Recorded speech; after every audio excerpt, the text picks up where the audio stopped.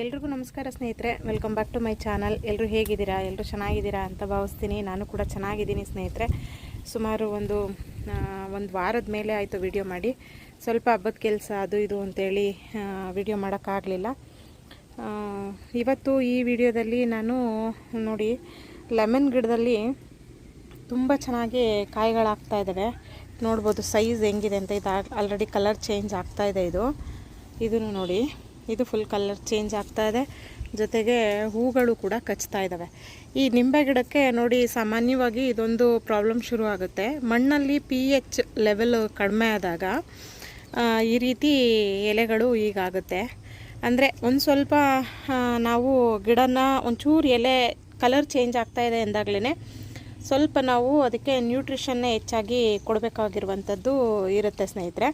ಹಾಗಾಗಿ ಇವತ್ತಿನ ಈ ವಿಡಿಯೋದಲ್ಲಿ ನಾನು ಈ ರೀತಿ ಎಲೆಗಳಾದಾಗ ನಿಂಬೆ ಗಿಡಗಳಿಗೆ ಯಾವ ರೀತಿ ಮನೆಯಲ್ಲೇ ಒಂದು ಒಳ್ಳೆ ಫರ್ಟಿಲೈಸರ್ನ ಇದಕ್ಕೆ ಕೊಡ್ಬೋದು ಅಂತನ್ನಂಥದ್ದನ್ನು ಇವತ್ತಿನ ಈ ವಿಡಿಯೋದಲ್ಲಿ ಶೇರ್ ಮಾಡ್ತಾಯಿದ್ದೀನಿ. ಹಾಗೆ ಯಾರೆಲ್ಲ ಹೊಸದಾಗಿ ಚಾನಲ್ ನೋಡ್ತಾ ಇದ್ದೀರೋ ದಯವಿಟ್ಟು ಚಾನಲ್ನ ಸಬ್ಸ್ಕ್ರೈಬ್ ಮಾಡ್ಕೊಳ್ಳಿ. ಹಾಗೆ ಪಕ್ಕದಲ್ಲಿರುವಂಥ ಬೆಲ್ ಬಟನ್ ಪ್ರೆಸ್ ಮಾಡಿದ್ರೆ ನಾನು ಹಾಕುವಂಥ ಎಲ್ಲ ವಿಡಿಯೋಗಳು ಕೂಡ ನಿಮಗೆ ನೋಟಿಫಿಕೇಷನ್ ಬರುತ್ತೆ ಸ್ನೇಹಿತರೆ. ಪ್ಲೀಸ್ ವಿಡಿಯೋ ಇಷ್ಟ ಆದರೆ ಒಂದು ಲೈಕ್, ಶೇರ್, ಕಾಮೆಂಟ್ ಮಾಡಿ.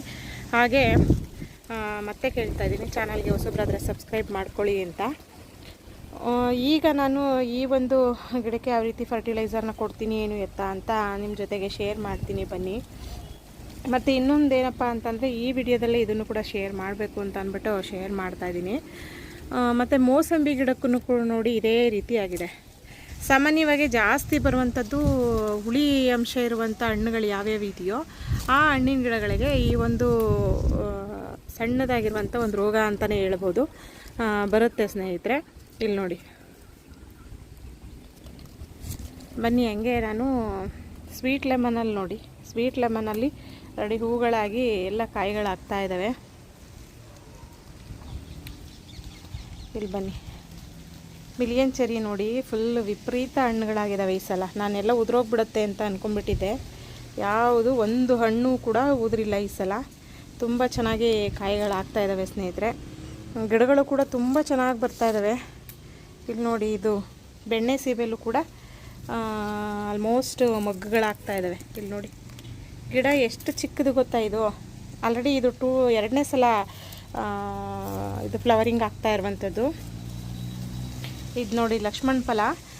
ಕಳೆದ ವಿಡಿಯೋದಲ್ಲಿ ನಾನು ಹೇಳಿದ್ದೆ, ಗಿಡಗಳನ್ನು ಕಟ್ ಮಾಡೋದ್ರಿಂದ ಬೆನಿಫಿಟ್ ಏನಪ್ಪ ಅಂದರೆ, ಇಲ್ಲಿ ನೋಡಿ ಗಿಡಗಳನ್ನ ಕಟ್ ಮಾಡಿ ನಾವು ಅಂದರೆ ಹೈಬ್ರಿಡ್ ಗಿಡಗಳನ್ನು ಕಟ್ ಮಾಡಿ ಬಿಡೋದ್ರಿಂದ ನೋಡಿ ಈ ರೀತಿ ಹೊಸ ಹೊಸ ಬ್ರಾಂಚಸ್ಗಳು ಬರುತ್ತೆ. ಈ ಒಂದು ಬ್ರಾಂಚಸ್ಸಲ್ಲೇ ಫ್ಲವರಿಂಗು ಕೂಡ ಸ್ಟಾರ್ಟ್ ಆಗುತ್ತೆ ಸ್ನೇಹಿತರೆ. ಬೇಗ ಹಣ್ಣುಗಳು ಬಿಡ್ತವೆ. ಇಲ್ಲಿ ನೋಡ್ಬೋದು, ಲಿಚ್ಚಿನೂ ನೋಡಿ ತುಂಬ ಚೆನ್ನಾಗಿ ಬಂದಿದೆ. ಅದನ್ನು ನೆಕ್ಸ್ಟ್ ವಿಡಿಯೋದಲ್ಲಿ ನಾನು ತೋರಿಸ್ತೀನಿ. ಯಾವ್ಯಾವ ಗಿಡದಲ್ಲಿ ಈಗ ಫ್ಲವರಿಂಗ್ ಸ್ಟಾರ್ಟ್ ಆಗಿದೆ, ಹಣ್ಣುಗಳಾಗ್ತಾ ಇದ್ದಾವೆ ಅನ್ನೋದನ್ನು ನಾನು ನೆಕ್ಸ್ಟ್ ವಿಡಿಯೋದಲ್ಲಿ ತೋರಿಸ್ತೀನಿ. ಇಲ್ಲಿ ನೋಡಿ ಮೋಸಂಬಿ ಗಿಡ, ಇದನ್ನು ನಾನು ನಿಮ್ಮ ಜೊತೆಗೆ ಶೇರ್ ಮಾಡಿರಲಿಲ್ಲ ಈ ಗಿಡನ. ಇಲ್ಲಿ ನೋಡಿ, ಇದು ಕೂಡ ಬಂಚ್ ಹೂವಾಗಿದೆ ಮತ್ತು ಕಾಯಿಗಳಾಗ್ತಾ ಇದ್ದಾವೆ. ಇಲ್ಲಿ ನೋಡಿ, ಗಿಡ ಅಂತ ಫುಲ್ ಹೈಟಲ್ಲಿ ಬೆಳೆದಿದೆ. ಇಲ್ಲಿ ನೋಡಿ, ಬನ್ನಿ ಇವಾಗ ತಡ ಮಾಡೋದು ಬೇಡ. ನಿಂಬೆ ಗಿಡಕ್ಕೆ ಆ ಎಲೆಗಳೆಲ್ಲ ಕಲರ್ ಚೇಂಜ್ ಆಗಿ ಸ್ವಲ್ಪ ಹುಳ ಹೊಡೆದಿರೋ ಥರ ಆಗಿದೆಯಲ್ವ, ಅದಕ್ಕೆ ಮನೆಯಲ್ಲಿರುವಂಥ ಒಳ್ಳೆ ಫರ್ಟಿಲೈಸರು ಏನು ಅಂತ ಇವಾಗ ತೋರಿಸ್ತೀನಿ ನಿಮಗೆ. ಈಗ ನೋಡಿ ಸ್ನೇಹಿತರೆ, ಈ ಬಕೆಟಲ್ಲಿ ನಾನು ಮೊಸರು ಮನೆಯಲ್ಲಿ ಉಳಿದಿರುವಂಥ ಮೊಸರನ್ನು ಹತ್ರ ಒಂದು 12 ದಿನ ನಾನು ಈ ಬಕೆಟಲ್ಲಿ ಹಾಕಿಟ್ಟಿದ್ದೀನಿ. ಇದು ಚೆನ್ನಾಗಿ ಹುಳಿ ಬರಬೇಕು. ಇದರೊಳಗಡೆ ನಾವು ನೋಡಿ ಈ ರೀತಿಯಾದಂಥ ಒಂದು ತಾಮ್ರ, ಯಾವುದಾದ್ರೂ ಸರಿ ತಾಮ್ರದ ಪದಾರ್ಥನ ಇದರೊಳಗಡೆ ಹಾಕಬೇಕು. ಅಷ್ಟು ದಿನ ಇದು ನಾವೆಷ್ಟು ದಿನ ನೆನೆಸಿರ್ತೀವಿ ಅಂದರೆ ಹತ್ರ ನಾನು ಒಂದು 10-15 ದಿವಸದಿಂದನೇ ಇದನ್ನು ಹಾಕಿದ್ದೀನಿ. ಈ ಒಂದು ಹುಳಿ ಬಂದಷ್ಟು ತುಂಬ ಒಳ್ಳೆಯದು. ಮತ್ತು ಈ ತಾಮ್ರದ ಪಾತ್ರೆನ ಇದರೊಳಗಡೆ ನೆನೆಸಿಡ್ಬೇಕು. ಈಗ ತೆಗೆದಿದ್ದು ನಾನು ಮಧ್ಯಾಹ್ನ ತೆಗೆದಿಟ್ಟಿದ್ದು. ಇದಕ್ಕೆ ಒಂದಷ್ಟು ನೀರನ್ನು ಆ್ಯಡ್ ಮಾಡಿಕೊಂಡು ನಾವು ಅದನ್ನು ಮಣ್ಣು ಸ್ವಲ್ಪ ಲೂಸ್ ಮಾಡಿ ಬುಡಕ್ಕಾದ್ರೂ ಕೊಡ್ಬೋದು ಅಥವಾ ಸ್ಪ್ರೇ ಮಾಡ್ಬೋದು. ನಾನು ಸ್ಪ್ರೇನೂ ಮಾಡ್ತೀನಿ. ಜೊತೆಗೆ ಈಗ ಹೆಂಗೂ ನಾನು ಬೇರೆ ಗಿಡಗಳಿಗೆಲ್ಲನೂ ಒಂದು ಅಕ್ಕಿ ತೊಳೆದ ನೀರು ಮತ್ತು 1 ವೀಕ್ ಮೇಲೆ ಆಯಿತು, ಅದನ್ನು ಕೂಡ ಎತ್ತಿತ್ತು. ಹತ್ರ ನಾನಿವಾಗ ಈ ಒಂದು ಫರ್ಟಿಲೈಸರ್ ಕೊಟ್ಟು 1 ತಿಂಗಳು ಮೇಲಾಗಿದೆ ಸ್ನೇಹಿತರೆ. ಇವಾಗ ನಾನು ಈ ಒಂದು ಫರ್ಟಿಲೈಸರ್ನ ನಿಂಬೆ ಗಿಡಕ್ಕೆ ಕೊಡ್ತೀನಿ. ಅಂದರೆ ನನಗೆ ವಿಡಿಯೋ ಮಾಡಿಕೊಂಡು ಹಾಕೋದಕ್ಕಾಗೋದಿಲ್ಲ, ಮತ್ತೆ ನಾನು ಹಾಕಬೇಕಾದ್ರೆ ಸಿಗ್ತೀನಿ ನಿಮಗೆ. ನೋಡಿ ಚೆನ್ನಾಗಿ ಹುಳಿ ಬಂದಿದೆ ಮಾತ್ರ. ಸ್ಮೆಲ್ ಹೆಂಗಿದೆ ಗೊತ್ತಾ, ಮೊಸರು ಹುಳಿ ಬಂದಾಗ ಗೊತ್ತಾಗುತ್ತಲ್ಲ, ಹುಳಿ ಹುಳಿ ಸ್ಮೆಲ್ಲು. ನೋಡಿ ಇದನ್ನು ಬುಡಕ್ಕೂ ಸ್ವಲ್ಪ ಕೊಡ್ತೀನಿ, ಅದಕ್ಕೂ ಕೂಡ ಸ್ವಲ್ಪ ಸ್ಪ್ರೇ ಮಾಡ್ತೀನಿ ಸ್ನೇಹಿತರೆ. ನಾನಿವಾಗ ಇದಕ್ಕೆ ನೀರು ಮಿಕ್ಸ್ ಮಾಡಬೇಕು ಸ್ನೇಹಿತರೆ. ಈಗ ಇದಕ್ಕೆ ನಾನು ಪೂರ್ತಿ ಸ್ಪ್ರೇ ಮಾಡಿ ಗಿಡಕ್ಕೂ ಕೂಡ ನಾನು ಹಾಕಿದ್ದೀನಿ. ಇಲ್ಲಿ ನೋಡಿ ಯಾವ ಥರ ಬಂದಿದೆ ಅಂತ.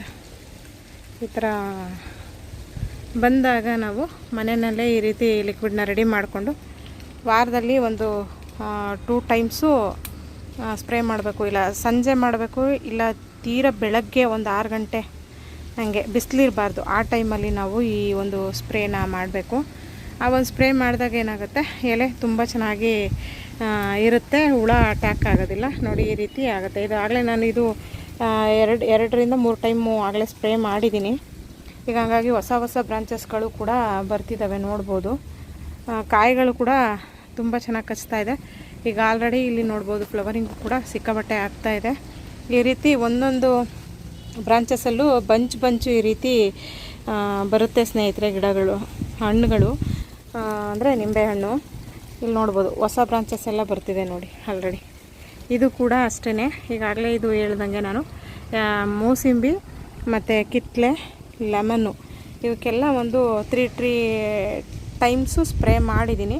ಇಲ್ಲಿ ನೋಡ್ಬೋದು ಹೊಸ ಬ್ರಾಂಚಸ್ಗಳು ಹೆಂಗೆ ಬರ್ತಿದೆ ಅಂತ ಅಂದ್ಬಿಟ್ಟು. ಇದಕ್ಕೇನು ನಾನು ಸ್ವೀಟ್ ಲೆಮನ್ಗೇನು ಜಾಸ್ತಿ ಸ್ಪ್ರೇ ಮಾಡೋಕ್ಕೆ ಹೋಗಿಲ್ಲ, ಹಂಗಾಗಿ ಅದು ಇದರಲ್ಲಿ ಜಾಸ್ತಿ ಏನು ನನಗೆ ಆ ರೀತಿ ಗಿಡಕ್ಕೆ ಪ್ರಾಬ್ಲಮ್ ಆಗ್ತಿರೋದು ಕಾಣಿಸ್ಲಿಲ್ಲ ನನಗೆ. ಇಲ್ಲಿ ನೋಡ್ದಂಗೆ ಆಲ್ಮೋಸ್ಟು ಅದು ನಿಂಬೆ ಮತ್ತು ಏನು ಆರೆಂಜು ಈ ಥರದವಿವೆ, ಅದಕ್ಕೆ ಅಲ್ಲದೆ ಮಾಮೂಲಿ ಗಿಡಗಳಿಗೂ ಸ್ಪ್ರೇ ಮಾಡ್ಬೋದು. ಇಲ್ಲಿ ನೋಡ್ಬೋದು ಇದು ದಾಳಿಂಬೆ ಗಿಡ. ಈಗ ಬೆಳಗ್ಗೆ ಎಲ್ಲನೂ ತೆಗೆದು ಕಟ್ಟಿದ್ದೀನಿ. ಹಾಗೆ ಇವತ್ತು ಫುಲ್ ಎಲ್ಲ ಮಣ್ಣನ್ನು ಇವತ್ತು ಕೆದಕ್ಬಿಟ್ಟಿದ್ದೀನಿ. ಇವತ್ತು ಸಂಜೆ ಫರ್ಟಿಲೈಸರ್ ಕೊಡೋಣ ಅಂತಲೇ ಪೂರ್ತಿ ನಾನು ಮಣ್ಣನ್ನೆಲ್ಲ ಕೆದಕಿದ್ದೀನಿ. ಮತ್ತು ಇನ್ನೊಂದೇನಪ್ಪ ಅಂತ ಅಂದರೆ ನಾವು ಯಾವುದೇ ಫರ್ಟಿಲೈಸರು ಮತ್ತು ಗೊಬ್ಬರಗಳನ್ನು ಹಾಕಬೇಕಾದ್ರೆ ಈ ರೀತಿ ಎಲ್ಲ ಫುಲ್ಲು ಕೆದಕಿ ಆಮೇಲೆ ನಾವು ಹಾಕಬೇಕು. ಇದು ಕೂಡ ನೋಡಿ ತುಂಬ ಚೆನ್ನಾಗಿ ಬರ್ತಿದೆ. ಹಳೆ ಎಲೆಗಳೆಲ್ಲ ಉದುರ್ತಾ ಇದ್ದಾವೆ. ಇದು ಕೂಡ ಹೊಸ ಬ್ರಾಂಚಸ್ ಬರ್ತಿದೆ. ಇದು ಒಂದು ಮೂಸಂಬಿ ಗಿಡ. ಇದು ತುಂಬ ಚೆನ್ನಾಗಿ 2 ಕಾಯಿ ಇತ್ತು, 2 ಕಾಯಿ ಸಿಕ್ತು. ಇದನ್ನು ಕೂಡ ಇದು ಆರೆಂಜು. ಇಲ್ಲಿ ನೋಡ್ಬೋದು ಹೊಸ ಹೊಸ ಬ್ರಾಂಚಸ್ ಹೆಂಗೆ ಬರ್ತಿದೆ ಅಂತ ಅಂದ್ಬಿಟ್ಟು.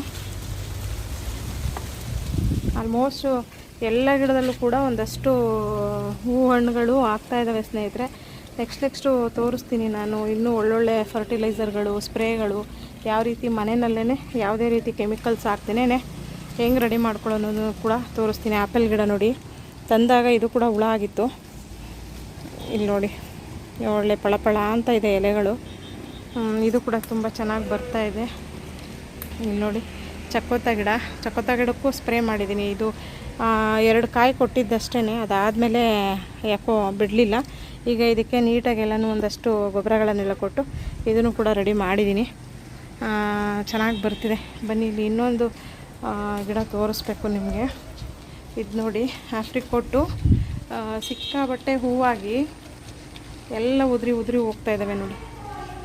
ಎಲ್ಲ ಗಿಡಗಳಿಗೂ ಕೂಡ ಆ ಒಂದು ಸ್ಪ್ರೇನ ಮಾಡ್ಬೋದು. ಇದು ಅದೊಂದೇ ಗಿಡ ಅಂತೇನಿಲ್ಲ, ಎಲ್ಲ ಗಿಡಗಳಿಗೂ ಕೂಡ ಸ್ಪ್ರೇ ಮಾಡ್ಬೋದು. ಇಲ್ಲಿ ನೋಡಿ ಇದು ನೆಕ್ಸ್ಟು ಇನ್ನು ಫ್ರೂಟ್ಗಳಾಗೋದಕ್ಕೆ ಶುರು ಆಗುತ್ತೆ. ಇನ್ನು ಗಿಡ ಬಲಿತಾ ಫ್ಲವರಿಂಗ್ ಜಾಸ್ತಿ ಆಗ್ತಾಯಿದೆ. ಬ್ರಾಂಚಸ್ಸು ಕೂಡ ಸಿಕ್ಕಾಬಟ್ಟೆ ಆಗ್ತಾ ಇರೋದನ್ನು ಇಲ್ಲಿ ನೋಡ್ಬೋದು ನೀವು. ಇಲ್ಲಿ ನೋಡಿ ಇದು ವೈಟ್ ನೇರಳೆ, ಇದು ಕೂಡ ಚೆನ್ನಾಗಿ ಬಂದಿದೆ. ಮಿಯಾಜಾಕಿ ಫ್ರೂಟು ಅಲ್ಲಿ ಹಾಕಿದ್ದೀನಿ, ಅದು ಕೂಡ ತುಂಬ ಚೆನ್ನಾಗಿ ಬರ್ತಿದೆ. ಇಲ್ಲಿ ನೋಡಿ ಮಗ್ಗಳು ನೋಡಿ ಎಷ್ಟು ಚೆನ್ನಾಗಿ ಕಚ್ಚಿದೆ ಅಂತ. ಮತ್ತು ಇನ್ನೊಂದು ವಿಶೇಷ ಏನಪ್ಪ ಅಂತಂದರೆ ಇಲ್ಲಿ ನೋಡಿ ಮ್ಯಾಂಗೋಸ್ಟ್ರೀನು ಹಾಕಿದ್ದೆ ನಾನು, ಯಾಕೋ ಒಣಗ್ದಂಗಿತ್ತು ಗಿಡ. ಇಲ್ಲಿ ನೋಡಿ ಹೊಸ ಬ್ರಾಂಚಸ್ಗಳು ಬರ್ತಿದೆ.